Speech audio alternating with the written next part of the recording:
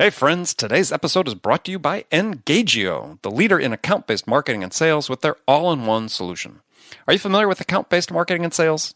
I mean, if you're selling to the enterprise, to big business, account-based strategies are the new wave of doing business. If you're selling to the enterprise, if you're dealing with multiple decision makers, if you need to close larger deals, then an account-based approach is a necessity. However, while there's a lot of talk out there about account-based marketing and sales, there's very little actionable advice on strategies and tactics you need to take. So our friends at Engagio asked dozens of independent sales and marketing experts, leaders in their fields, to contribute their recommendations about what you need to know to get started with it.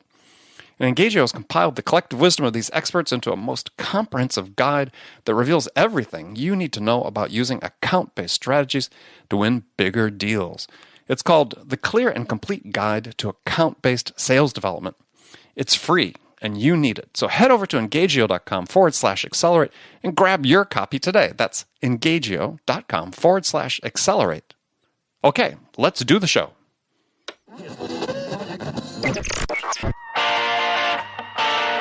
It's time to accelerate. Hey friends, this is Andy. Welcome to episode 495 of Accelerate, the sales podcast of record, where I hold in-depth conversations with today's leading experts in sales, marketing, and leadership 6 days a week. Joining me on the show for the second time is my friend Tim Wackel. He's a top sales trainer, a leading expert on making better sales presentations. You can learn more about Tim at timwackel.com. And I asked Tim to come on the show to talk about this problem that many sellers have, which is how to stop pitching when you first meet with a prospect and how to start solving their problems. And we're going to ask Tim about how to ask better questions to uncover the buyer's real needs and real goals and objectives in making a change. Tim Wackel, welcome back to Accelerate. Hey, Andy, thanks for having me. Well, my pleasure. Always a pleasure. We don't get to talk enough. No, we don't. We really got to get better at this. and find some place to meet, halfway in between. It's been a long time, my friend. It has been a long time. So first question, just to kick things off here, in your estimation, your opinion right now, today, what's the single biggest challenge facing sales reps? Oh, wow, Randy. Andy, that's a great question. You always deliver a fast pitch. I think the single biggest challenge, if I look at the reps I've been watching and monitoring and talking to, is I think a lot of reps today, Andy, are moving way too fast and they really don't know what they're doing. So it's kind of you know what, I'm lost, but I'm making really good time. And, and my heart goes out to them because. Well, too fast in what direction? I mean, not what direction, but I mean, in what areas are they moving too quickly? Too much activity, not enough accomplishment. So at the end of the day, and sometimes this is driven from the top, it's tone of the top, sure. But I'm being measured by how many connects, how many dials, how many proposals, how many face-to-face meetings. And it's like, wow, that's great from an activity standpoint, but I'm not seeing anything come out of the bottom of the pipeline, number one. And number two, you're going home at the end of the day and you're exhausted, but you really don't feel like you've accomplished anything.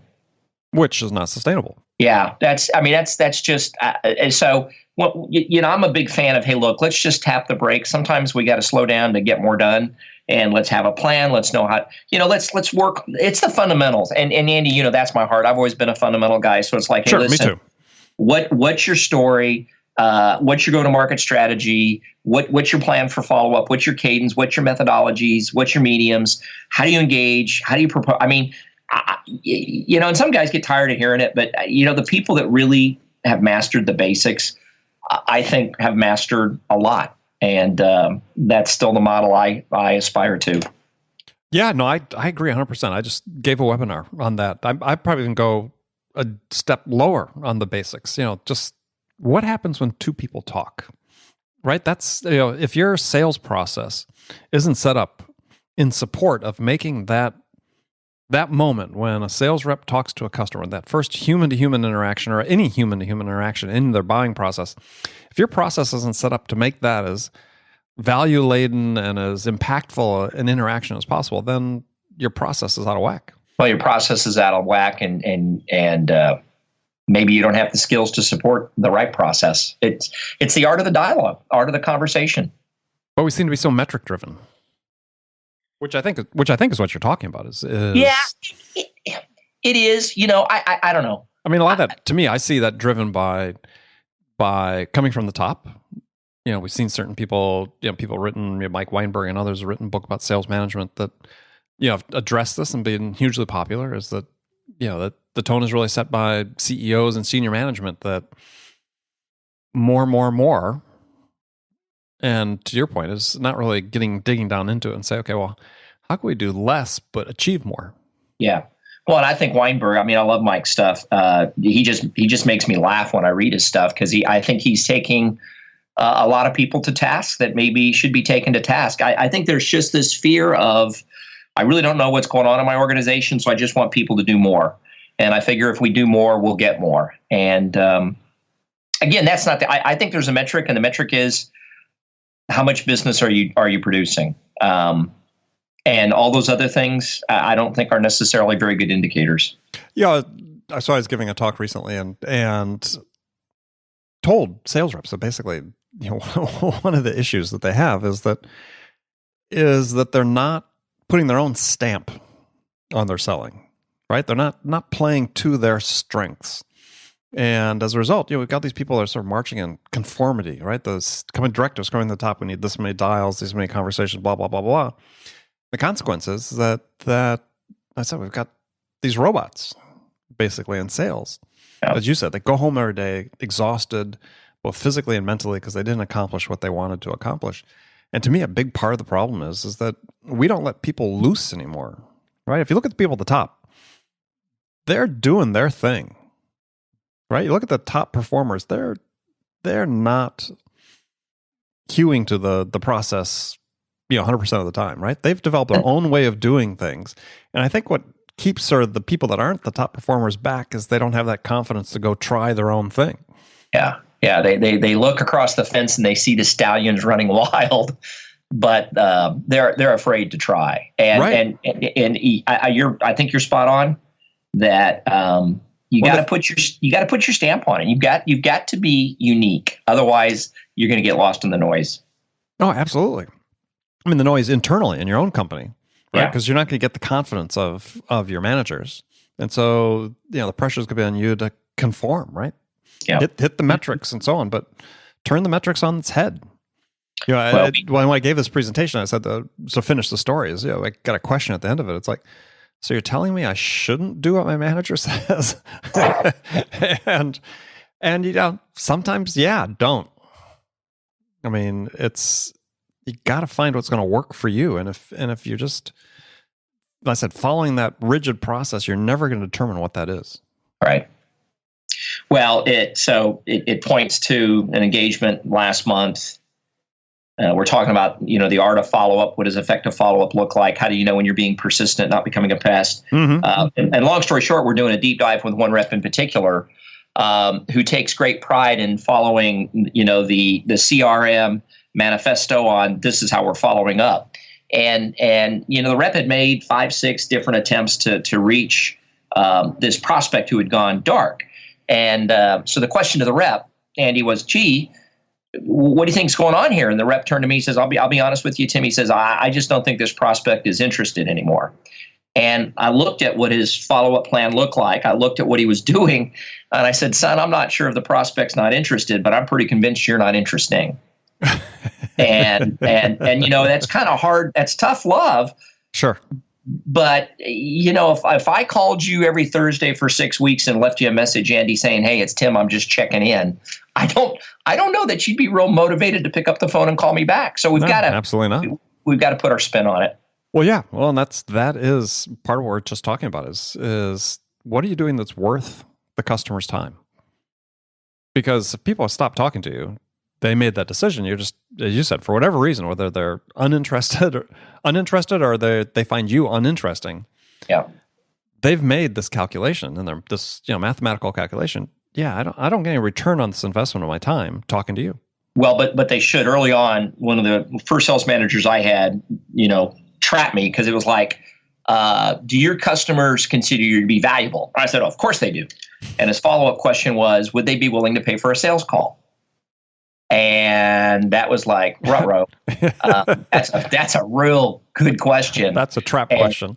Well, it is, but it really makes reflect that when you show up, if you're showing up and pitching your wares and trying to earn a commission, I doubt anybody's going to pay for that. But if you show up and you've got expertise and you've done your homework and you understand the space and you know what's going on competitively, you know what's going on in the marketplace, you can engage and share those insights through insights and questions.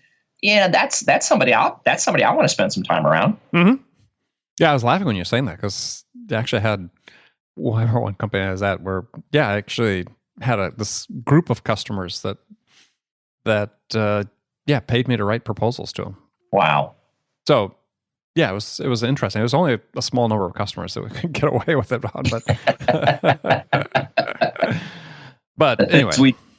Yeah, that'd be nice if everybody did. But I really think that's sort of the ideal that many people talk about in terms of how sales is going to evolve is on the sort of transactional end of the business. We see more automation and AI and machine learning sort of creeping in. It's not going to supplant people, but it's going to change the nature of that job. But on the higher end, the more complex sales in the B2B world, you should reach the point, if you want to survive, where your customers do look at you as a consultant or as a trusted advisor, and they would pay for you to come and do a sales call. Well, I subscribe to that because if they totally understood their problem and if they totally understood your solution, then they really don't need you. And part of the reason they humor us is because they can't fully articulate their problem. They don't fully understand the possible solutions. They're not quite confident on what the implementation is going to look like. And that's what I think that's what they're dying to hear from us. And the reps that can go out and consult on that level, I think are incredibly successful. I know they are. There's no thing to it. They are. Sure. Well, I think one of the keys that they have is that they're able to help the customer understand where they want to go. To your point, I know the customers don't know the answers to all that. They think they know. But part of your job is you're going to help them come to a better understanding of where they want to go, what they want to become, what they want to be. And if you haven't mastered the product and service and invested in your own development, you're not going to get to that point. Well, it's like several years ago, I was looking for a new website, right? And everybody wanted to try to sell me a website. And then I finally bumped into somebody that said, well, you really don't want a website, do you? I mean, that's not really what you're after. What are you really after? I was like, well, I'd really like more leads. Okay, well, then how do we go about getting more leads? And so instead of trying to sell me a website, it was like, well, maybe you need a website, but maybe you also need a social media plan. Maybe you need to be doing a PPC campaign, right? And so it's the old nobody wants the drill. Everybody's looking for a hole. So quit trying to sell the drill and understand that ultimately I just need a hole, and whatever it's going to take, that's what I want to get.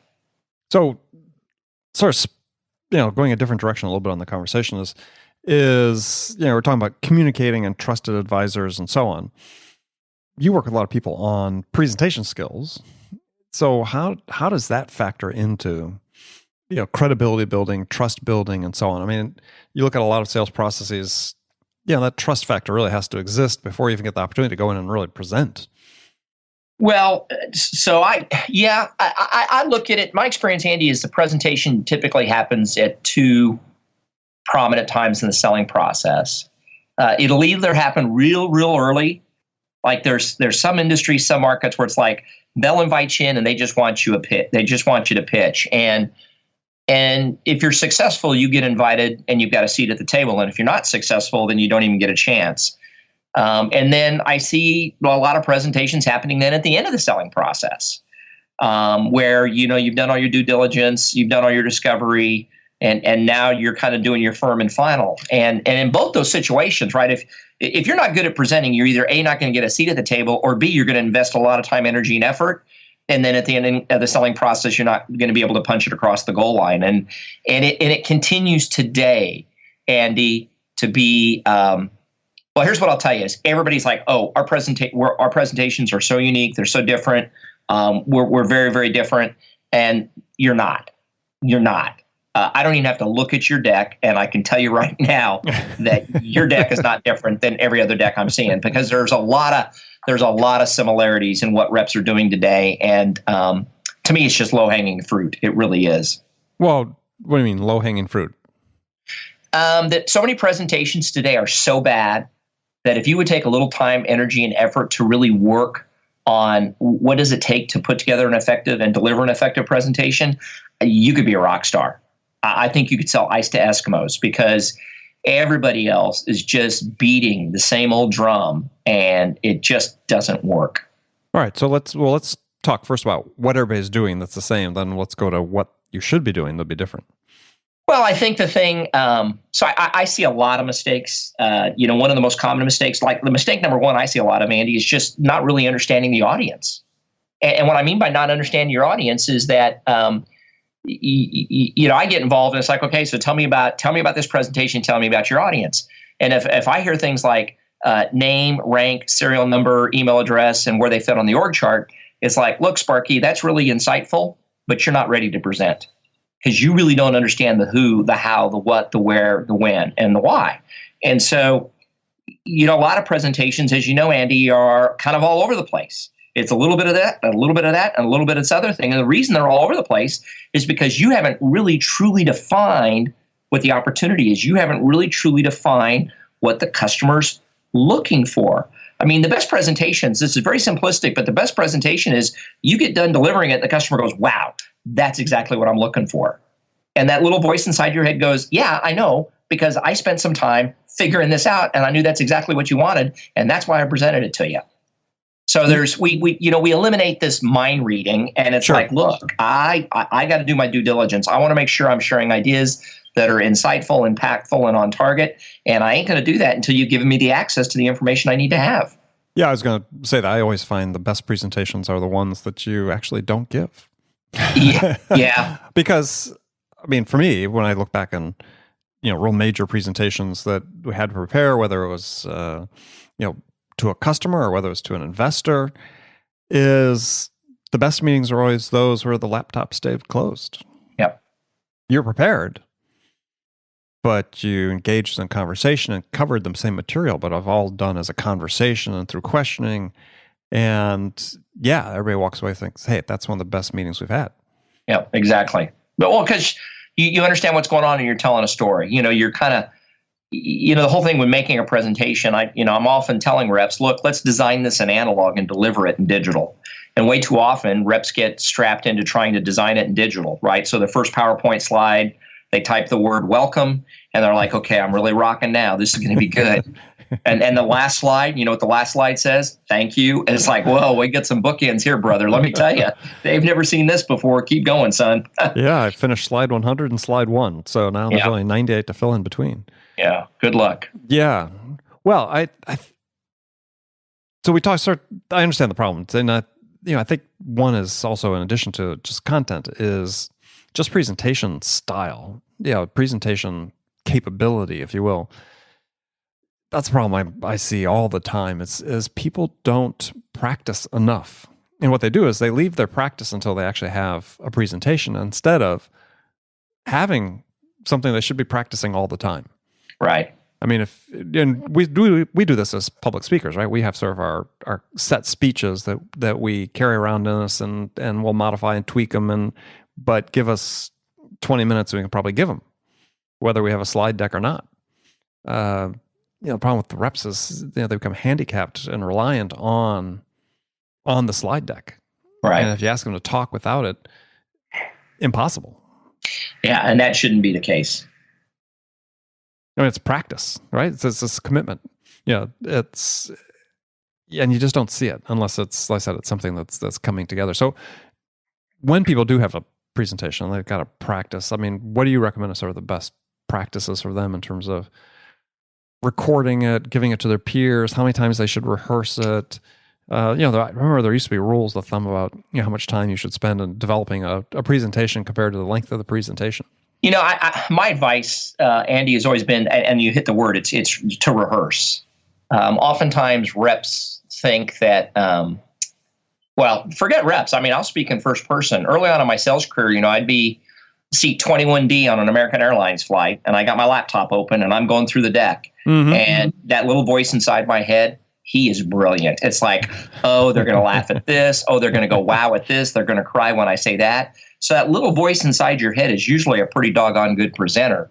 The challenge is nobody else can hear that little voice inside your head. So there's a big difference between kind of, practicing in your mind and kind of thinking about it and actually physically rehearsing. So if it's a tabletop presentation, you rehearse in a tabletop environment.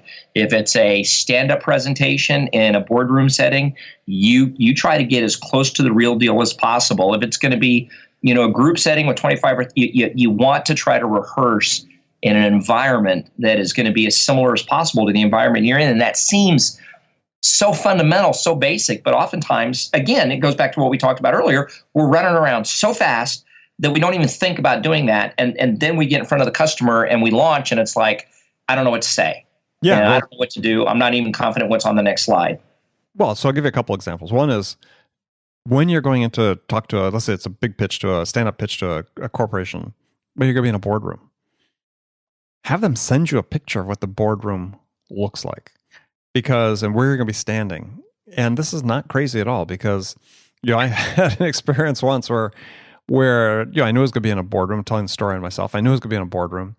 What I didn't understand was the boardroom was really skinny.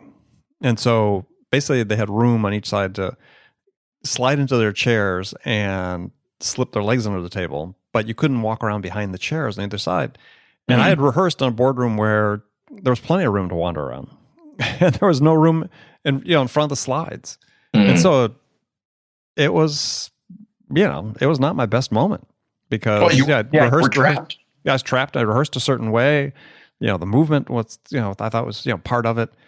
And, little things like that can make a huge difference. So if you're, one tip I'd say is, you're presenting in a boardroom or any setting that you're presenting in, have them send you a photo of it.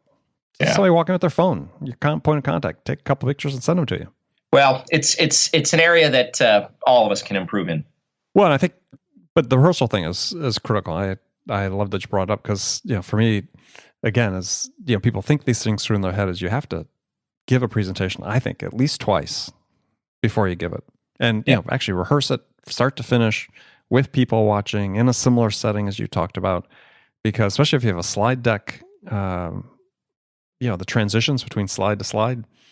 Really important. You're going to understand whether you have a story, a coherent narrative or not. Are you just reading what's on the slides or you actually have a story you're telling? Well, and that's the other part of the equation, Andy. I mean, we spent some time talking about, the delivery, and the delivery is very, very important because we've all seen subject matter experts just fall flat because they couldn't deliver. But the other opportunity is you got to make sure that there is a story. And again, back to what I'm seeing is, and I'll challenge people that are listening to this, look at your deck. And I'll bet you a dollar to your dime that within the first 12 slides of your deck, most of the attention is all about you. Let me tell you about who we are. Let me tell you about what we do. Oh, please. I want to show you this map of the U.S. with all the little red dots so you know where all our offices are. All of our customers. Yeah. And I'm not saying that information is not important. But way too often we lead with that, and it's not relevant. It's not part of it. It's the end. It shouldn't be the beginning of the story. It should be the end of the story. And that's a real challenge for a lot of reps. It gets back to they haven't really done their homework, and so they really don't understand the customer. So if I don't really understand the customer, then what I'm going to talk about is something I'm comfortable about, which is all about me. And that I think that's just a real quick way to disconnect and disengage. You're not going to win them over. Yeah, what I recommend is you take the whole corporate capabilities section of your proposal or your presentation, your presentation, and delete it. Well, I mean, the fact is, if you're at the point of giving a presentation, they've researched you, right? The buyer's gone to your website. I mean, most of what you're going to say, they know already about your corporate capabilities and, the Applehood or apple pie and motherhood part of it. They know that already. So by my recommendation, I'd tell people, just cut this part out. Yeah. I mean, you can give it to them later if they're really interested. But they probably know that these days. I mean, it's not like, pre-internet days where, this is the only sole source of information about your corporation. Yeah. So I'm in total agreement. I mean, when I look at a presentation and I'm real big on, hey, let's just focus on three things. Three's not a rule, but a rule of thumb. And And when I'm coaching, more often than not, yeah, I'm not saying this is the be all end all, but I really like to see what, how, why. That's how I like to see a presentation structured, as the what, how, why. And the what is always, what is the situation? What is the problem? What is the opportunity? What is before us? Because when we speak about what, we're speaking the customer's language. Hey guys, I'm here today because this is what we've discovered. This is what we've learned. This is what we think the opportunity is. This is what the risk is. So when we start with talking about the what, we're really demonstrating our expertise of really knowing the customer's environment and what they're up against. Right. The second part then is you transition into the how. And now that we're spot on with what the assessment is, let me tell you about how we go about making this better, or how we go about taking advantage of this opportunity, or how do we go about mitigating this risk. And the how is when they're like, wow, these guys get it, and these are some great ideas. And then the third and final part is that's when I want to see the why, is, well, why are you the right person to do this with? But my experience is, Andy, if you really tee up the what and the how, doing the why is typically not that hard of a sell.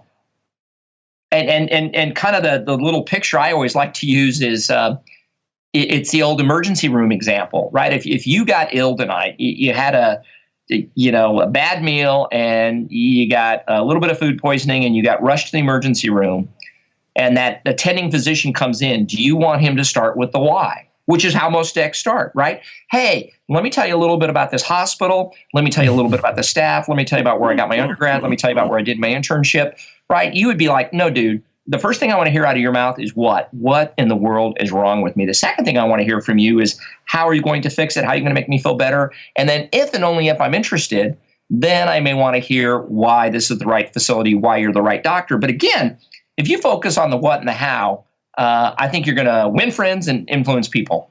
No, I agree.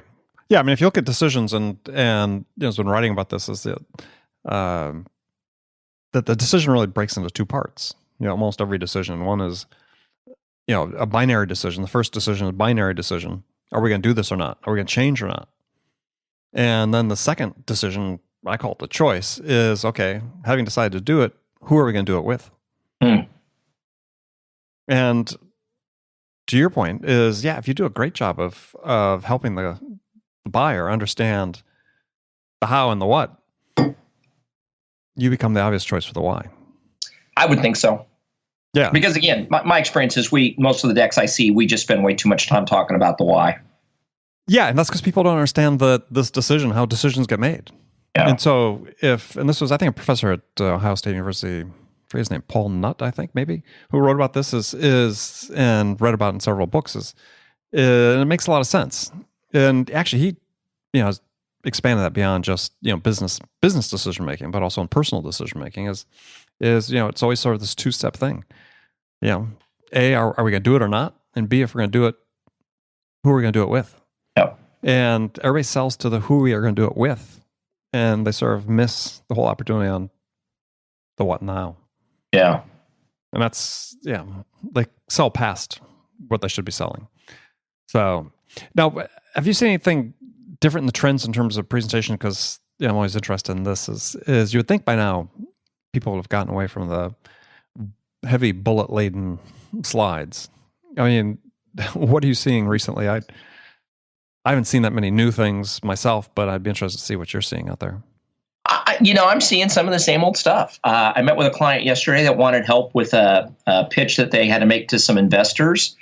And, my comment was, and I tried to make it with respect, but I looked at his deck and I said, now, you realize this is called PowerPoint and not Power Paragraph.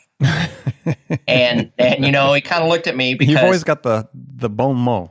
Well, it was like, look, if you want to email this to somebody and have them read it, I think it's spectacular. Or if you want to leave it as a leave behind, a handout, I think it's spectacular. But if this is a deck you're going to present, you're using complete sentences and you've got full paragraphs.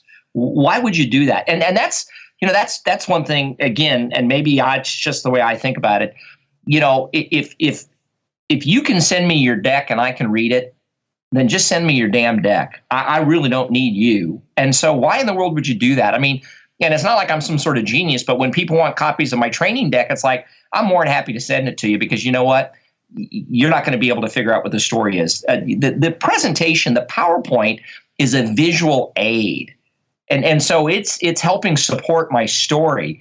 I could send you, Andy, my entire deck on better prospecting skills, and I could give you a week, and you might be able to figure out about a third of it. But 2/3 of it, you're going to be like, why in the world is there a picture of a sunset on this slide? Mm-hmm. I'm not really sure. I get why this is in part. And I think that's what we want to be. We want it to be supporting. We want it to be a visual aid. We want it to be provocative. And we want it to be unusual. We as we're presenting it, we want people to go, where in the world is he going with this? Because that's how you keep people engaged. That's how you keep people interested. If you're just same old, I think it's tough sledding. It is tough sledding, period, in a conversation. Yeah, no, absolutely. I mean, it's you'd think after all this time with the technology that we've had with PowerPoint, I mean, PowerPoint's been out, what, at least 20 years, right? Oh, is the rules, the best practices are pretty clear. And so if you're looking at putting together a presentation, you have to start by asking yourself, is this something that'd be of interest to me? I mean, if you're an audience member, look at your own presentation and say, would I sit through this? Yeah. And chances are you wouldn't. And so if that's the case, if you're really being pragmatic about it and you're trying to be most effective and efficient with your time, start with that. It's the equivalent of looking in a mirror. Yeah. Look the presentation in the mirror. If it's just words, there's no pictures, there's no story. If you haven't identified what the storyline is or the through line throughout the slides that you're going to talk about, customer's not going to get it either. And if you're up there just talking to sort of a random, disparate collection of slides, you're not going to get the result you want out of the meeting. Well, you won't get the result you want out of that meeting. And then even far worse, in my opinion, is you're not going to get invited back. Well, that's what I meant. The result you want, the next step, there's not going to be a next step. Yeah. I mean, you can just kill things so easily with presentations, and it doesn't require a ton of work. Think about it. It's less work to put fewer bullet points on a slide. Excuse me. I'm going to look at my slides. Mine are very graphic oriented, and I'll have usually a single bullet. Just a description of what the page looks like, or not the page, but the image on the page or something that's related to it. So it's one thought per page. You try to think about that one. At least for me, I think it's optimal if you just have just one thought per page. Yeah. And especially these days when you look at the way the movies are edited, how they've changed, and TV shows the same way. As it used to be, camera would hold the camera on a character longer, but now, I guess due to people's perception that we can't maintain people's interest if we have long camera shots, the editing is really quick back and forth. I had read somewhere it's like, sort of 3 seconds on average. Wow. Going back and forth. And so you think about it when you're presenting a slide presentation, if you've got an audience that's accustomed to consuming information and entertainment with quicker cuts, it's not in your best interest to have a slide that takes, 10 minutes to present. You're going to lose people. No. Well, and again, maybe it just gets back to we're not doing a very good job helping our reps understand how to put together a better presentation. I mean, here's a magical question. If you're listening to this, to ask yourself is, when you put together a presentation, what methodology, what process, what roadmap are you using? And if you don't have one, then you're leaving it to chance. And hey, just get on Amazon and Google sales presentations. God help you. There's got to be a dozen books out there. But if you don't know kind of if you have no clue how to bake chocolate chip cookies, just throwing a bunch of stuff in the bowl, mixing it and throwing it in the oven ain't going to get you there, right? You're going to have a recipe. So go get yourself a recipe and start someplace and refine it from there. But quit just flailing around in the wind, because that's not going to serve you well. No, gosh, and this gets back to sort of a bigger topic, which you and I have talked about in the past, is that, like everything in sales, it all requires thought, deliberate action. Being out there, being hammered on metrics by managers, and being, sort of robotic in terms of number of calls and connects and dials you have to make. That's not getting you where you want to go. Every action you take needs to be the result of deliberate thought. And that's true with your presentations. Yeah, I mean, we ought to be selling on purpose. There's a science behind it. You think?